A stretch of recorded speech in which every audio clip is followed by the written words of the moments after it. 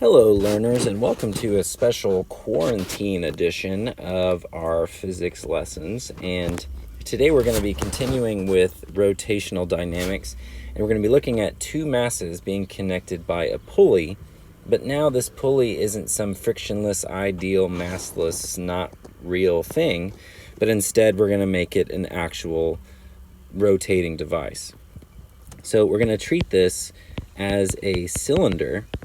And a cylinder has a moment of inertia that is equal to 1/2 mr squared, where r being the radius of that cylinder and then m being the mass of the cylinder. So let's treat this cylinder as if it does just have some mass m. And then let's say that it's got a block m1 and then m2 connected. And for now, let's say that the surface here is frictionless, so mu k and mu s both equal 0, and our system is released from rest. So there's a lot of variables here. For one, what is the acceleration of our system? What is the tension in the string? And time it takes to get to the bottom, how fast is it going to hit? There's all sorts of things that we can look into this for this calculation. The main thing here is a difference from our previous analysis of something like this, where we would say, oh, well, the tension all along the string is equal. Here's the thing, though. The tension now, here, I'll call it Ft2, because it's acting on M2, is pulling on the wheel right here. But that tension cannot equal Ft1. Because if it did, then the wheel wouldn't actually rotate, because there wouldn't be any net torque on this wheel. So because our wheel, we know, is going to be rotating like this, well, there's got to be more torque causing that wheel to actually rotate. So these two tensions here aren't equal to each other. There is more torque into the page or screen here in this case than there is out. And so if we look at the free body diagram for all of these objects, so if I look at M1, M2, and then our cylinder, we'll start to see our unknowns kind of pile up here. So here's a moment where you can pause and you can draw the free body diagram for each of these objects. So 3, 2, 1, pause and draw. Hey, you're back.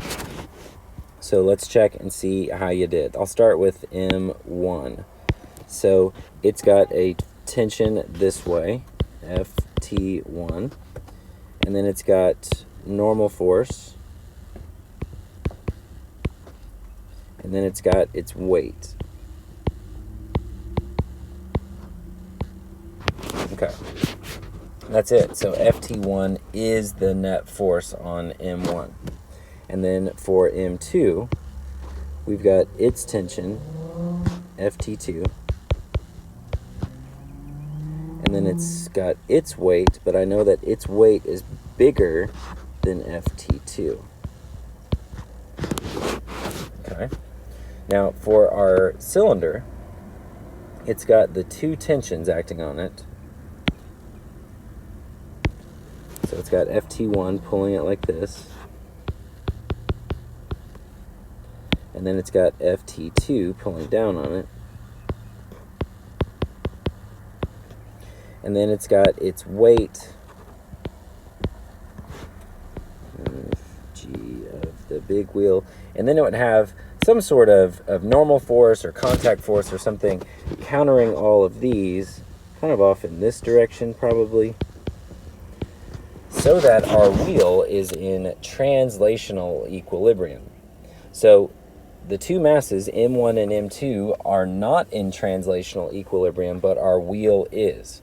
Now, what allows those masses to move is our wheel is not in rotational equilibrium.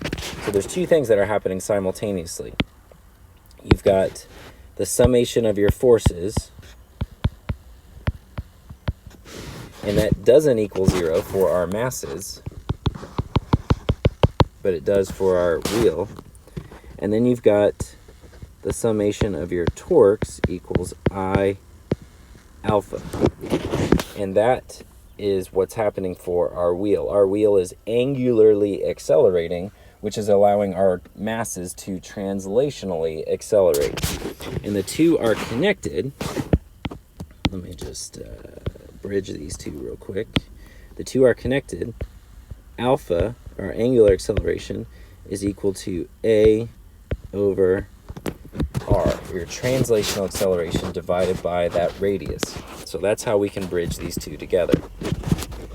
And we're going to end up with, let me mark these, we're going to end up with 1, 2, and then our third unknown is this acceleration here.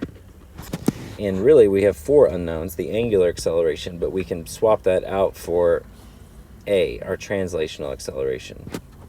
So what I want you to do before you go on to the next video that's going to outline the solution, I want you to set up each mass, M1, set up its summation of forces equal to MA, set up M2 summation of forces equal to M2A, and then set up the torque summation of your torques equal to I alpha for your wheel. Now keep in mind, M2 and M1 are going to have the same translational acceleration.